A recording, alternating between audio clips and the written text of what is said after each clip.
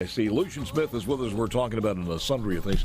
Let me play this cut so we can kind of launch into the mask situation here.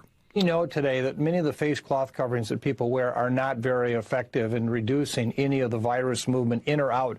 Either you're breathing out or you're breathing in.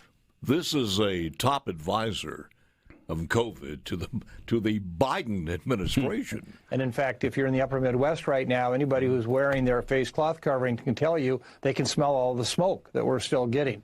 We need to talk about better masking. We need to talk about N95 respirators, which would do a lot for both people who are not yet vaccinated or not previously infected, protecting them, as well as keeping others who might become infected, having been vaccinated, from breathing out the virus. Your thoughts on that? I just think there's this almost political obsession with masking. I think masking made sense a year and a half ago when there was a new disease. We didn't know much about it. We thought this might be helpful.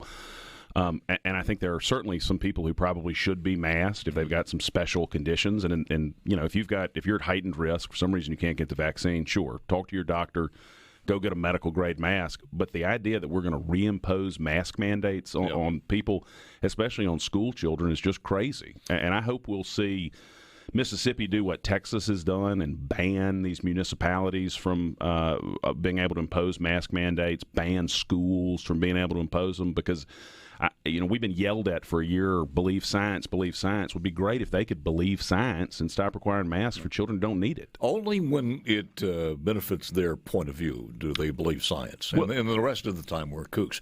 Let me ask you this. You're an esteemed lawyer. Because we're confused out there.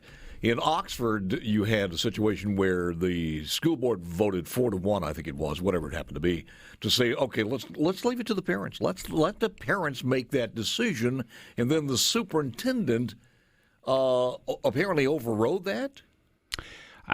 Presumably that's because the superintendent has the authority to make the day-to-day operational decisions for the school district. Doesn't the school board hire him?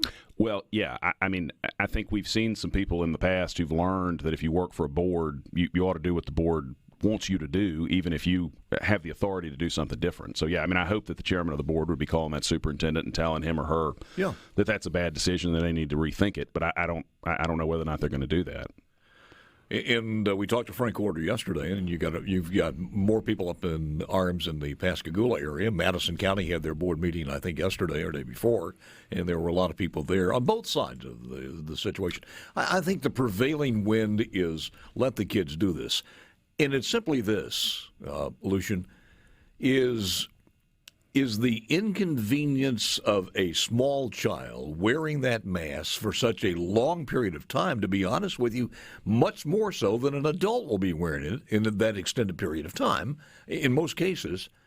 Is that more injurious in the long run, and are we going to have problems later on? I've heard both ways. I've heard some doctors say, oh, no, that's no problem. Then we had that examination or data that was released from some of these masks that kids wore for just a small amount of time. Right. And there were some frightening things in there. Yeah. No, there's been some data that suggests that it could be harmful to young children. I also think, especially if you're talking about truly young children, and my kids are 5 and under, you put a mask on a 5-year-old and you send him to school, by the end of the day, chances are, A, he's going to have dropped it, stepped on it 3 or 4 times, and 2, he's probably going to have swapped it with somebody and come home with somebody else's mask. Now, I'm not a doctor, but I cannot imagine a kid picking up a mask off the ground that somebody else has stepped on that he didn't show up with that morning and wearing at home is preventing him from getting sick. It's probably making him sick. I don't want to divide people, but here's the other thing that really gets my goat, and I know it does to the other people in this audience, this family in this audience.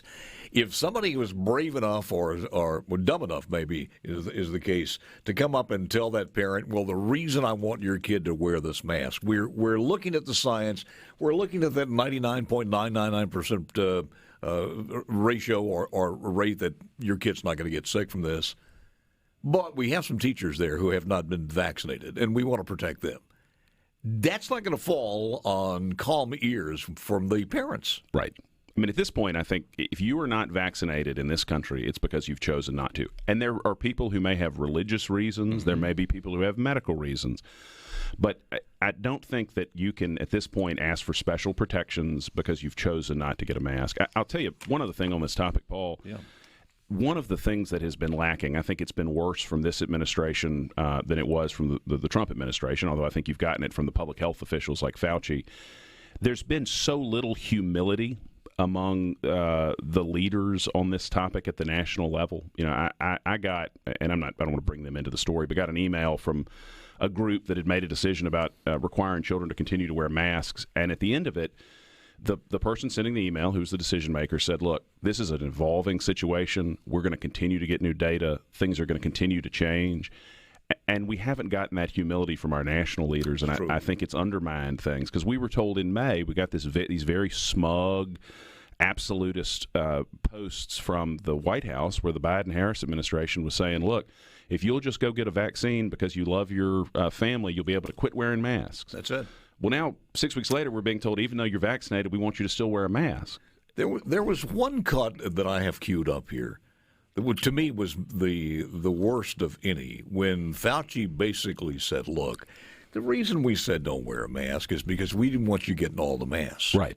No, that's right. And I thought, my God, how would you even say that? What about a month or so, or 2 or 3 ago, when people were saying, you don't really need to wear a mask? Well, the reason for that is that we were concerned, the public health community, and many people were saying this, were concerned that it was at a time when personal protective equipment, including the N95 masks and the surgical masks, were in very short supply. And we wanted to make sure that the people, namely the healthcare workers, who were brave enough to put themselves in harm's way to take care of people who were infected with the coronavirus and the danger of them getting infected. We did not want them to be without the equipment that they needed. So how many people in nursing homes and places like that died because of that? No, I think that's exactly right. And how much better off would we be if Dr. Fauci, if President Biden, if all these folks had said from the get-go, look, this is a rapidly evolving situation. Yep. It's a new virus.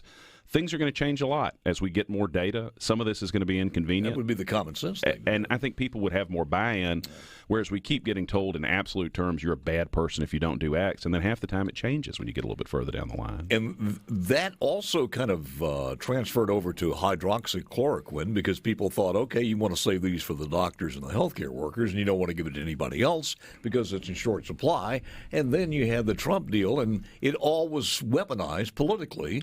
Here's what Fauci said, I think, yesterday, day before yesterday, as far as possible lockdowns. We're looking not, I believe, to lockdown, but we're looking to some pain and suffering in the future because we're seeing the cases go up. We have 100 million people in this country who are eligible to be vaccinated who are not getting vaccinated. There's some breakthrough infections among vaccinated. You expect that because no vaccine is 100% effective. But in the breakthrough infections, they are mostly mild.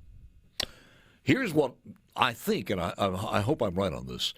What we see from the Delta variant, it may peak a lot sooner than COVID-19 because of immunity out there from one way or the other. Secondly, it is not causing the death rate that COVID-19 caused.